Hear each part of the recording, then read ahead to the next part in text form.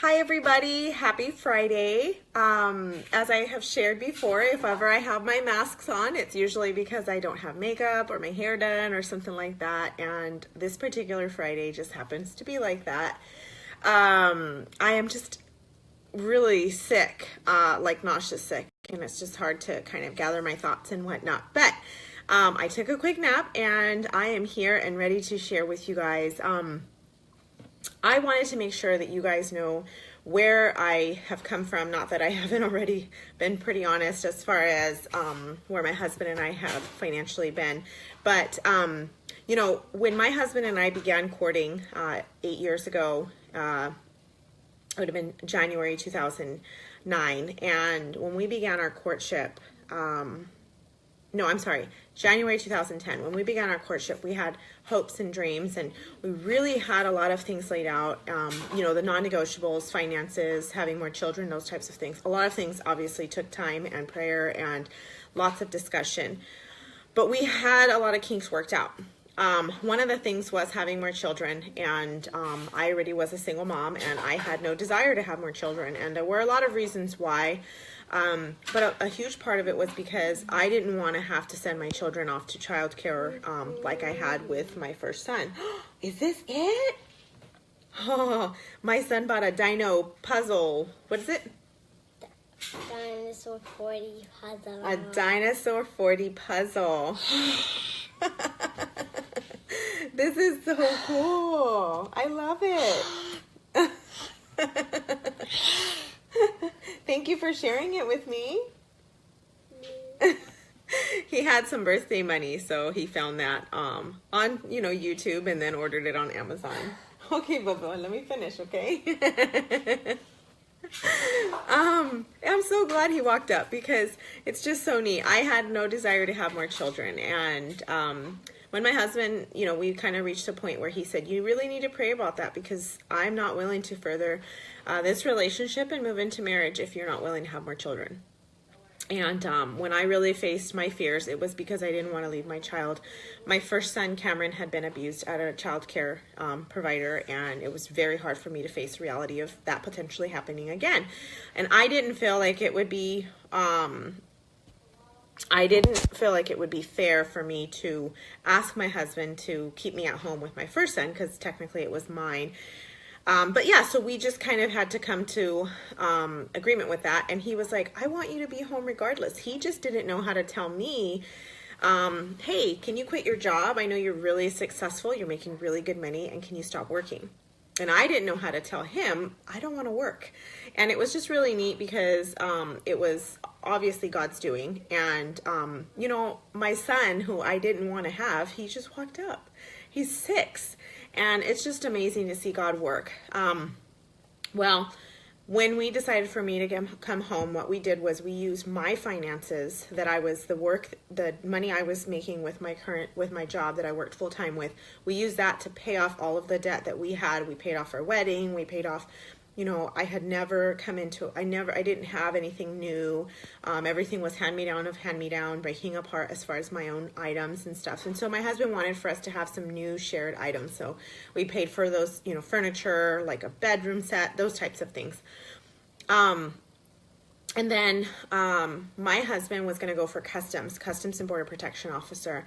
So he went away actually on February 1st, 2012, right before I was pretty much 40 weeks pregnant, or 36 weeks pregnant. I was like due to have Caleb. He left to Georgia for Customs and Border Protection Officer. And that's what we felt the Lord had for us. For him to go away, do the academy, come back with a job. Sorry, there was a connection issue. He would be the sole provider. I would have Caleb and resign. And so everything I was collecting when I went on maternity leave with Caleb, we were debt free. And so all of my disability that I was able to collect weekly for being on maternity leave, we were able to put into savings. And so we did that, and it totaled up to about $15,000 that it ended up being. I made really, really good money, just to let you guys know. So then my husband was away at the academy. I had Caleb. With him being away at the academy, we had him via Skype. or he got to see him born via Skype. So I had my second birth alone. And it was a really, really trying time, if you could imagine. And I thought I was depressed and sad because my husband was gone. But then there reached a place where my husband ended up not being able to pass certain things at the academy and feeling like the Lord really closed the doors for him to pursue this career. So he called me and he said, what if I tell you that I don't think this is what God wants for me? And I said, oh my goodness. I have to trust that you're the leader and that you know what you're doing. And I wouldn't imagine that you would want to be unemployed intentionally. And if you don't feel like this is where the Lord has you, by all means, come home. So he came home. He came home unemployed. And we thought, he would go back into that which he was doing before, which was he was working in banking. And every door closed. So then we thought, okay, change careers. So he went to look into doing something different, which was medical coding and billing. Medical coding and billing seems to have a good reputation, always job security and whatnot. He did schooling for that. And that was where we had to really say, oh my goodness, like, what are we going to do? There was no bite as far as jobs go. I was at a place where I needed to make a decision whether to resign or to stay home. Go back to work. And going back to work would have meant, yes, we would have had money, but it would not have changed my responsibility in the home. My husband is not, he was not created, and he is not the type of person to be the stay-at-home dad, to prepare meals, to care for the kids and that type of thing. So I would have essentially enrolled my children into school while my husband figured out his career. And we had so much flack for that decision. Even within the church, that it was a foolish choice. And so we decided with counsel and lots of prayer for me not to go back to work. It was a very, very hard decision that we had to make. And my sister and her husband welcomed us into their home, and we stayed with them for 10 months while we lived off of our savings. And let me tell you guys, we had to make a decision to go into the county line. We were able to collect food stamps during that time. And I remember when we were sitting with a social worker, and she was just giving me like a curt attitude. And I looked at her and I said, can you open up my tax paperwork to see where I'm at right now? Where my last taxes were. And I said, do you see that says $100,000? Do you think I'm here wanting to collect from the system that I haven't made investments into? I don't want to be here any more than you want me to be here. I'm not trying to mooch off of the system or anything like that. I am solely here for what it was intended for, which was for welfare, to pick up our feet and get moving again.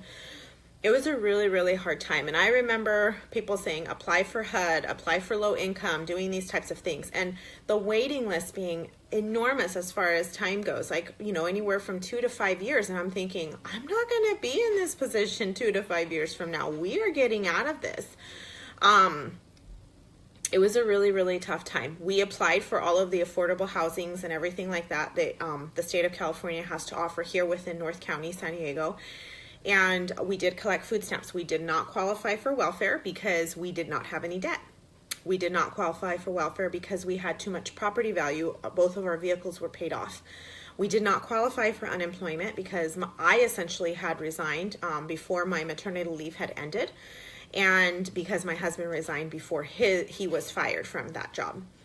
So we were left with absolutely no income coming in, and major scrutiny from everybody.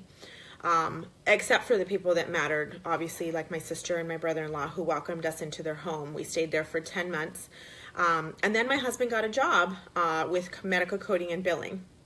It was making $13 an hour. $13 an hour. We felt so defeated.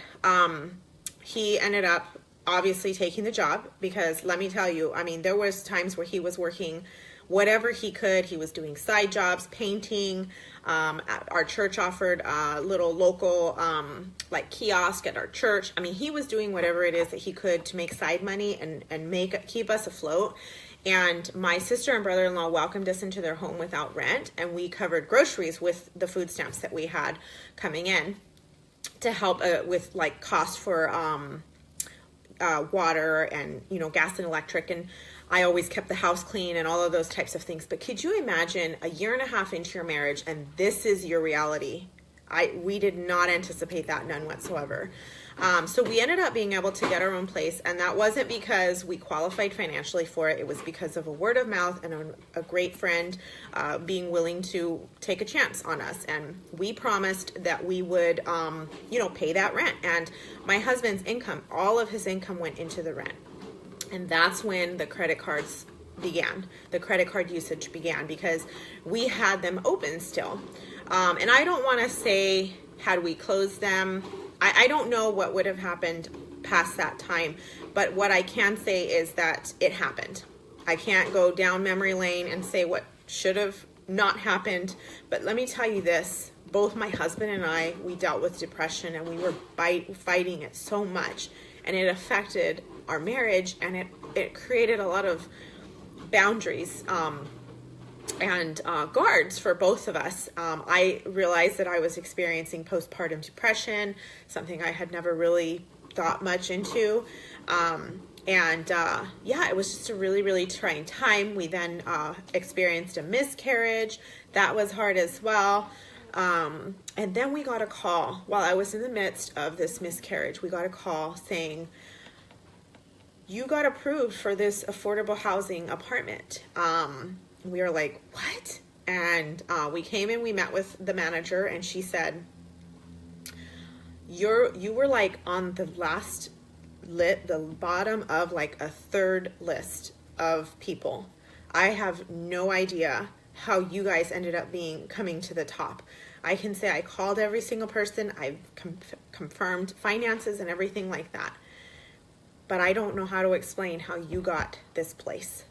And I can tell you, we knew it was God that did this for us. And it was definitely reaching a point where we were running out of credit card usage to be able to pay for our bare necessities. And not to say that there weren't more freedoms, like, okay, well, out of sight, out of mind, you just use it.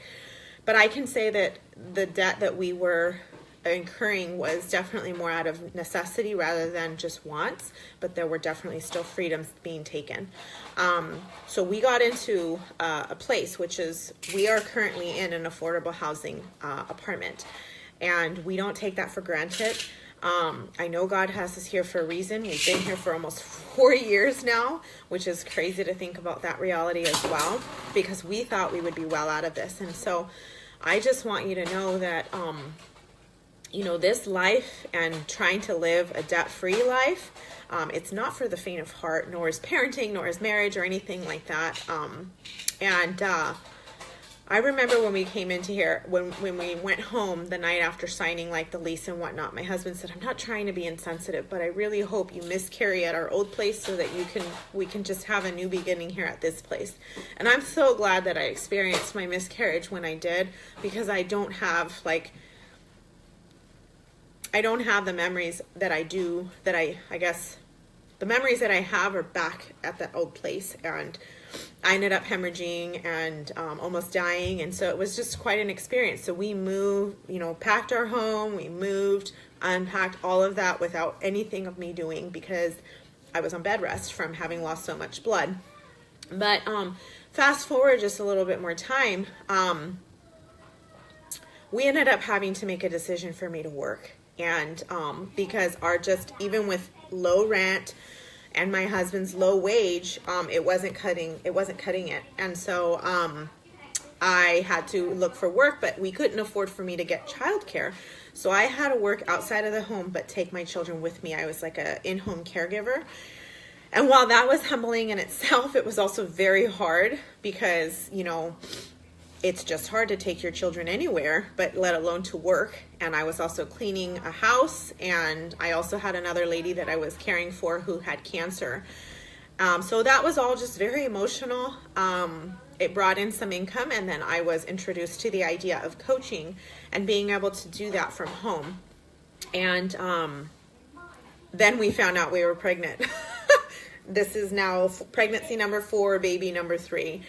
And so it was a fire that was lit, like, okay, wait a minute, we need to do something, because I can't take a third child with me to work. I really need to just get this thing moving. And so I worked outside of the home. It totaled about 30 hours a week, taking my children with me while pregnant, bringing in, it was about $500 to $600 a month, just to help, supplement income. And then also doing the coaching business, much of what I do now, and until I could bring it to where it helped us to break a little bit even. And then I was able to stop working outside of the home and then make coaching my full-time place of work. And so that's what I have been able to do since I have been about 6 months pregnant with my baby. And then now he's obviously over 2 years old and I'm pregnant again. And then, like I said before, that's when I learned about reading personal development books and bettering myself. And then my husband and I reached some financial pitfalls, and everything just really needed to take its course. And but I just wanted to share, I haven't come from a place that, we haven't already done this before. It's really hard to pay off debt when we don't have the same the finances coming in. And if I haven't communicated this already, it can be done. And it takes work. It is not for the faint of heart, but you can pay off debt. And I would be willing to bet many of you are not in the same situation that I have come from.